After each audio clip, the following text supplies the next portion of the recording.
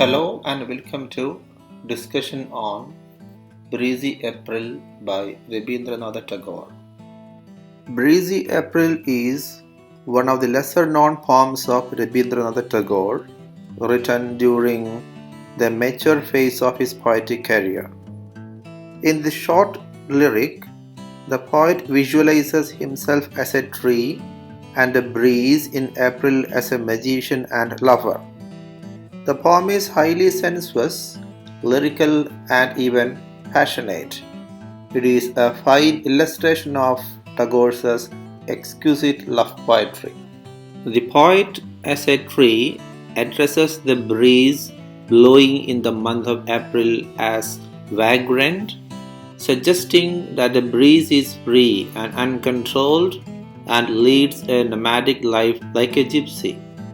He asks it to rock him in its swing of music. The sound of wind blowing seems to the poet as though the wind were swinging. The tree swaying in the breeze evokes the picture of a maiden on a swing. The tree asks the breeze to thrill or excite its branches with a magic charm or spell. The very touch of the breeze brings sweet surprises of delight and rapture to the tree. In the second stanza, the tree says that in its dream by the wayside the breeze blows hard, suddenly awakening it from its sleep. The breeze is in a strange and wild mood, obstinate and determined to have his way. He courts and teases a tree and shows himself to be inconstant. When the wind is still, the tree remains motionless.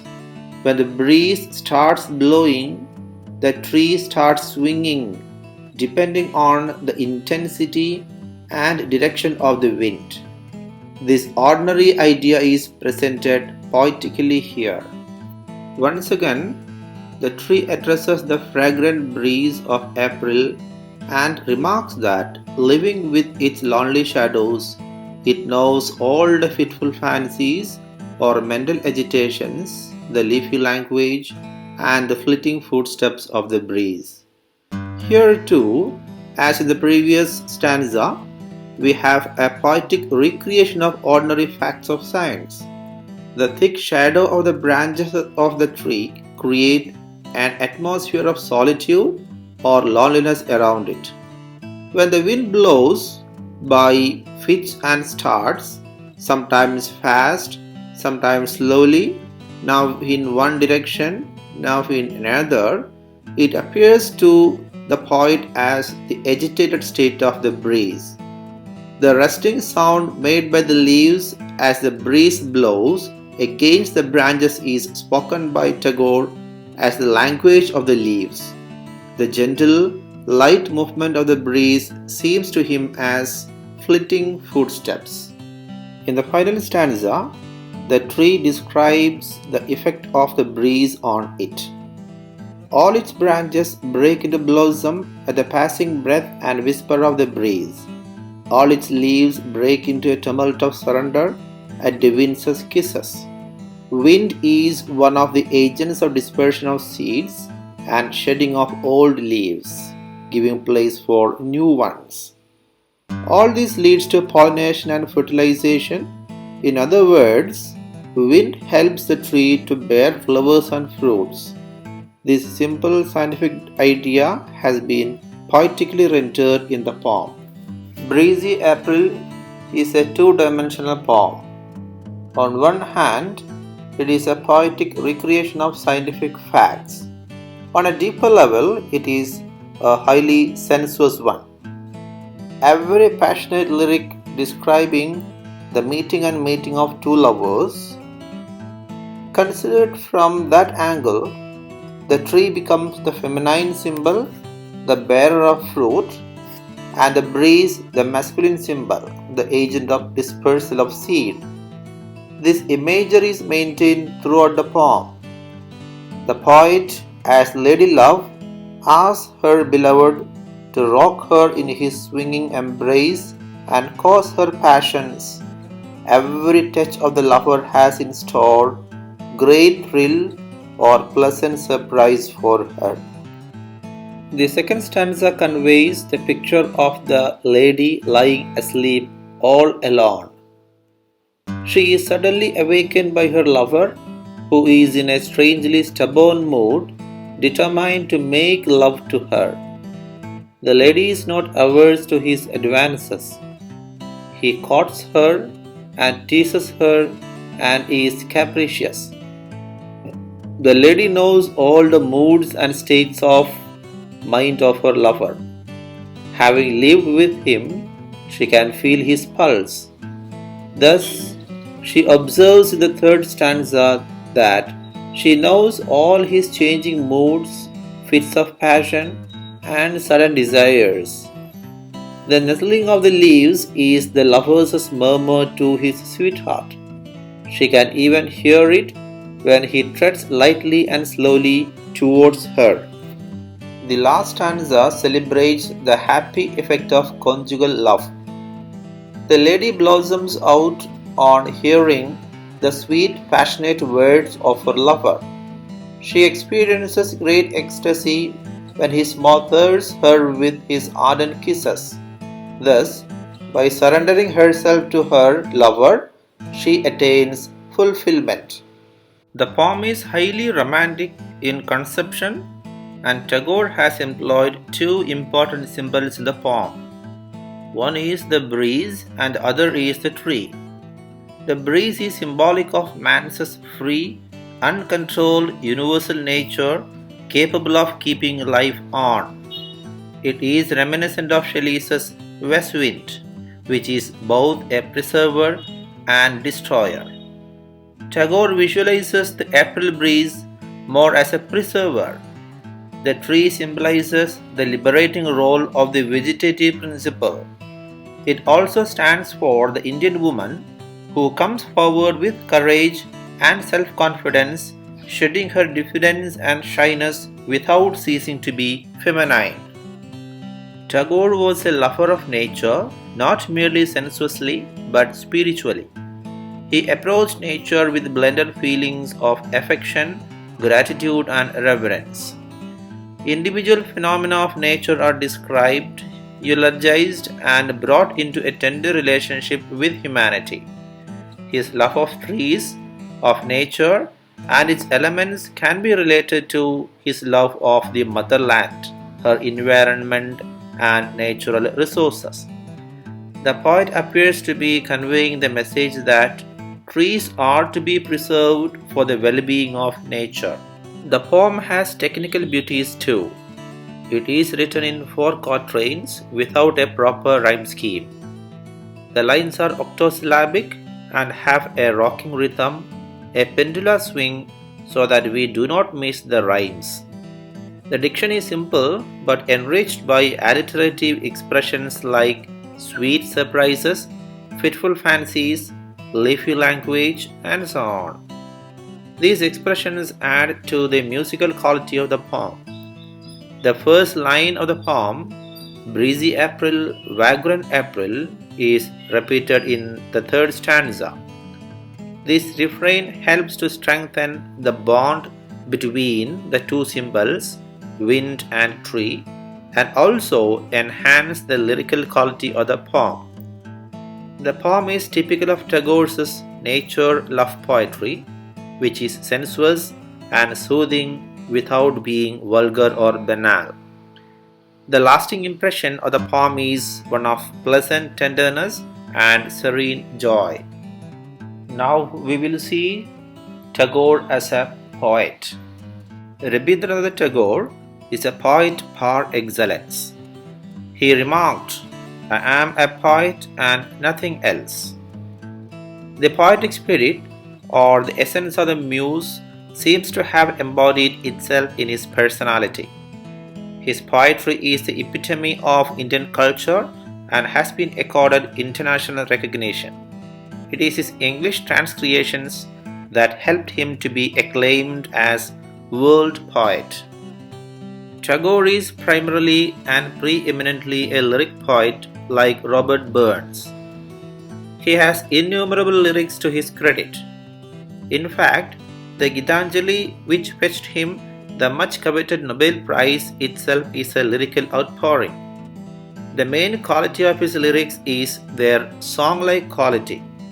They are meditative and reflective and are remarkable for their spiritual or mystical character. He composed lyrics on God, love, nature, children, humanity, etc. He is comparable to Sarojini Naidu in this infinite variety of lyrical themes. Being a musician, he himself composed music and tuned his lyrics, culminating in Rabindra Sangeet. However, Tagore's English lyrics are mainly prose poems in which the poet uses musical language and incantatory rhythm. Breezy Apple contains all the salient features of Tagore's lyrical poetry. As a love poet, Tagore is second to none. His love poems are remarkable for the intensity of feeling and charm of form. Tagore's treatment of love in his poetry follows the method of Vaishnava poets. In Vaishnava poetry, the human becomes godly and celestial descends to earth. Love, according to Tagore's belief, gives us immortality and youth. It is ever deathless and changeless. He presents the romantic aspect of love. It is sensuous, passionate, but tender and nourishing, never vulgar or banal. Breezy Apple can be interpreted as a sensuous poem. Tagore resembles Sarojini Naidu as a love poet. He is also influenced by Keats and Shelley. Tagore often uses highly suggestive imagery to reveal the intensity of love, as for instance in Breezy Apple. His images are mostly sought from the world of nature, but ordinary conventional images and symbols become transmuted at his magical touch. Some of his images remind us of the romantic poets.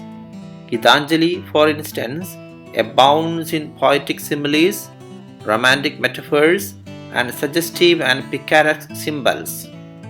He succeeds in using these images to make abstract ideas concrete, a modern device. Tagore exercised great care in choosing words for his verse.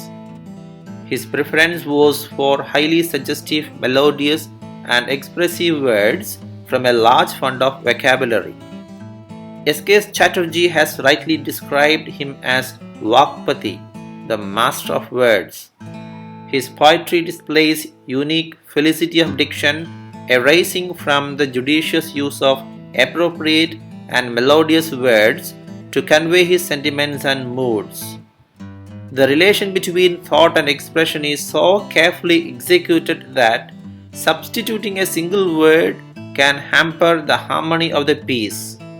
He also shows, like Sarojini Naidu, a preference for an ornate, rich, musical, symbolical style. Like Wordsworth, Tagore was a high priest of nature. His attitude to nature is romantic.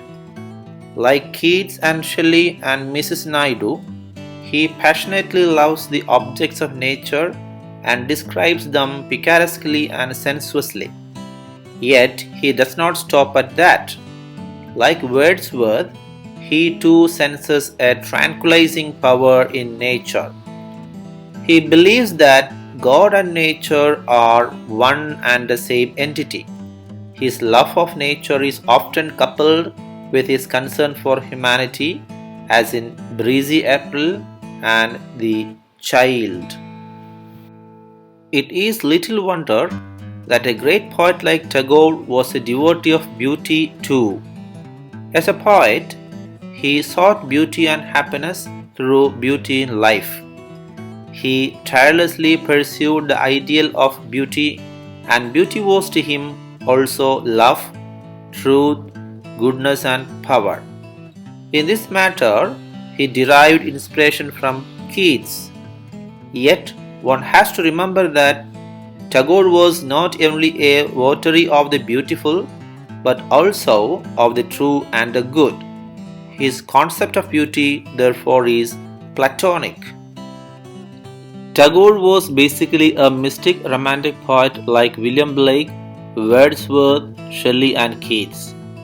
Tagore's magnum opus, Gitanjali, is a superb blending of mysticism and romanticism. His lyrical outpourings are suffused with his love and concern for suffering humanity.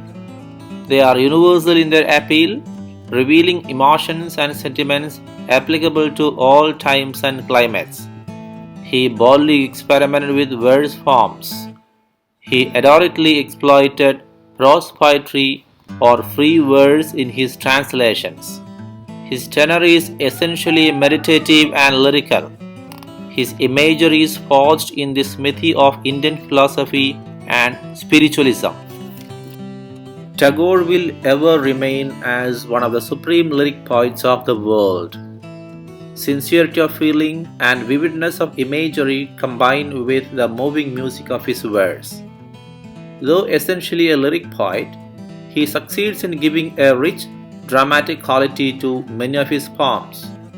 Like Shakespeare, Goethe, and Kalidasa, whatever Tagore touches is elevated to a loftier plane of universal significance. In spite of the adverse comments of his detractors, Tagore has secured for himself a national and international status. His poetry is born out of an amalgam of the rich classical heritage of ancient India, the spacious ways of the Mughal court, the simple varieties of the life of the people of Bengal, and the restless energy and intellectual vigor of modern Europe. It is this combination of many virtues and themes that lend a certain resilience to his poetry. To conclude, Tagore will ever be remembered as one of the greatest world poets of all times.